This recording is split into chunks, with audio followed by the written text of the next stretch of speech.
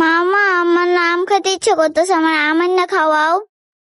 মারে বাসায় তো আম নাই। আচ্ছা তোমার বাবারে বলে দেখতেছি। আচ্ছা মা, তুমি বাবাকে বলো আমাকে আমের না দিতে। আচ্ছা মা, বলতেছি তোমার বাবাকে। ফাতেমার বাপ, এই ফাতেমার বাপ, এদিকে আসো তো। কি ফাতেমার মা, ডাকছো কেন? মেয়েটা অসুস্থ হয়ে কয়দিন ধরে বিছনায় পড়ে আছে।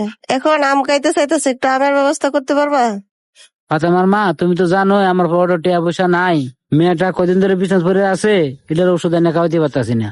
এর মাঝে আবার আম খাইতে চাইতেছে। আচ্ছা দেখি আমি এর মাঝে একটা ব্যবস্থা করতে পারি কিনা। শোনো মা, তুমি এখন ঘুমাও। তোমার বাবা বাইরে গেছে, আম ব্যবস্থা করে নিয়ে আসবেন। আচ্ছা মা। আসসালামু আলাইকুম বাজান।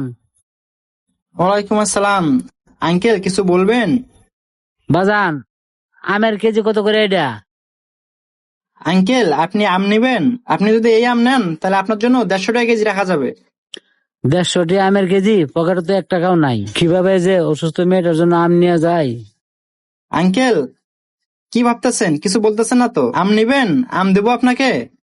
বাজান রে, আম তো নিতে আসছিলাম, একটা কথা কিভাবে যে বলি। আর আঙ্কেল কি সব ভাবতেছেন? আর কি বলবেন? এই আম খারাপ হবে না, এগুলো রাজশাহীর 1 নম্বর রূপালীর আম, অনেক মিষ্টি হবে। আচ্ছা যাই হোক, আপনার কাছে যদি টাকা পয়সা কম থাকে তাহলে 150 টাকা না 120 টাকা রাখবো আপনার কাছ থেকে। বাজান রে, আম টক আর মিষ্টির কথা না, আমার পকেটে আসলে 1 টাকাও নাই। আঙ্কেল আপনি কি বলতেছেন? আপনার কাছে টাকা নেই আবার আম নিতে আইছেন? বাজান, আমি একটা কথা বলি, আমার কথাটা একটু রাখবা? জি আঙ্কেল বলেন, কি বলবেন?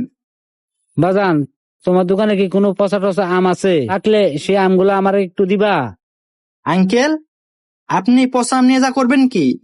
বাজান রে, তোমায় আমি কি বলবো, বাসায় আমার ছোট মেয়েটা অনেক অসুস্থ, তার মন চাইছিল আম খাইতে। এখন কি করবো রে বাজান, আমি এক হতভাগ্য বাবা। মেয়েটা আশা করছে আম খাইবে, আমি আম খাওয়াইতে পারতাছি না। বাজান রে, আমি তোমার হাত ধরে কইতাছি, তোমার দোকানে ফসা টসা আম থাকলে সেগুলো আমাকে দাও, সেগুলো আমি বাসায় নিয়ে আমার অসুস্থ মেয়েটাকে খাওয়াবো। এছাড়া আমার কোনো উপায় নাই রে বাবা। আরে আঙ্কেল আপনি কি সব করতেছেন? হাসারেন হাসারেন। আর আঙ্কেল আপনাকে একটা কথা জিজ্ঞেস করি আমি। জি বাজান, বলো কি বলবা। আসলে আঙ্কেল আপনাকে যে আমি কথাটা জিজ্ঞেস করতে চাই, আপনি কি অঙ্কনের বাবা না? হ্যাঁ বাজান, আমি অঙ্কনের বাবা। তুমি অঙ্কনটা কিভাবে চিনো? আরে কাকা, আপনার হয়তো বা মনে নেই, আমি আর অঙ্কনে ছোটকালে এক স্কুলে লেখাপড়া করতাম। ও আচ্ছা বাবা, আমার তো এখন বয়স হয়ে গেছে, এত কিছু স্মরণ থাকে না।